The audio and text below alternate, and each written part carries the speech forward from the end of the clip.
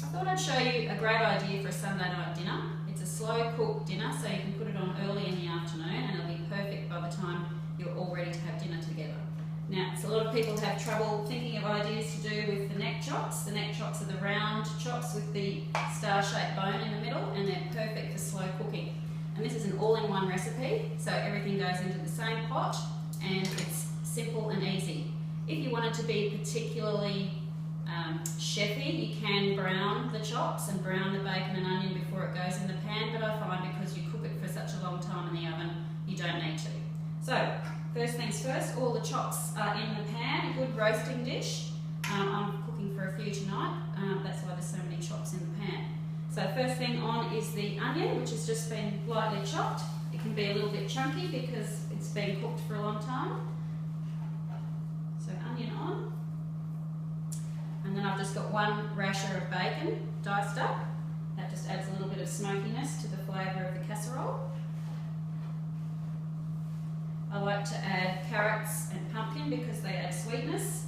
They're great and they also add colour at the end. Just scatter those over.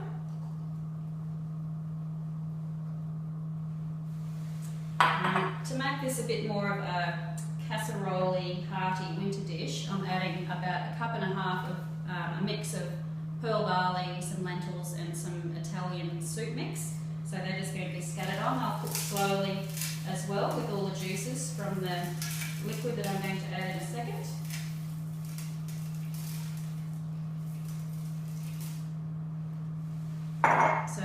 So that soup mix and the pearl barley also means you don't need a carbohydrate vegetable to go with it, which makes it one more step that you don't have to do for dinner.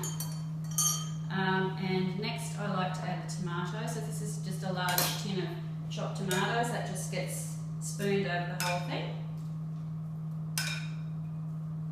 It's important to have lots of liquid with this dish so that it can slow cook for a long time without drying out. And spread the tomato pieces out a bit evenly.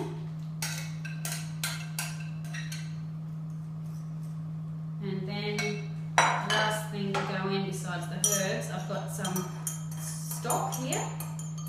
We've run out of homemade stock at the moment, so you can just use stock out of a liquid stock, or even a powdered stock is fine. But I have 3 tablespoons of fruit chutney in here, so there's salt and sweet in this casserole.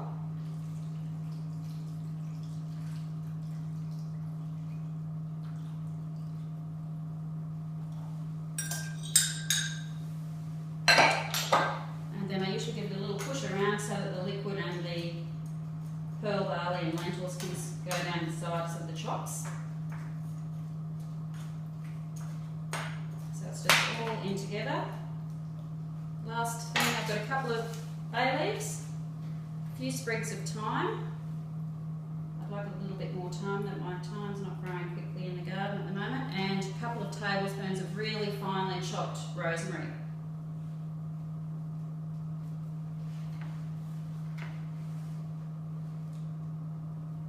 That's it. I'll keep a bit of water handy because if the liquid level gets too low, you'll need to add a bit more water.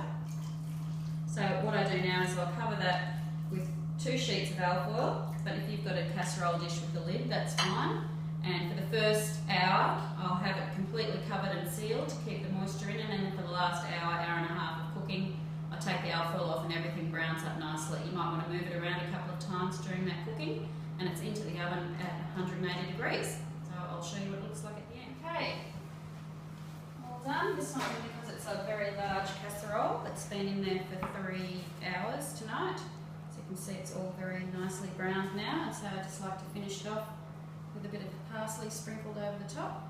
It's always best if you can rest any meat for about 10 minutes after it comes out of the oven, because it will affect how tender it is.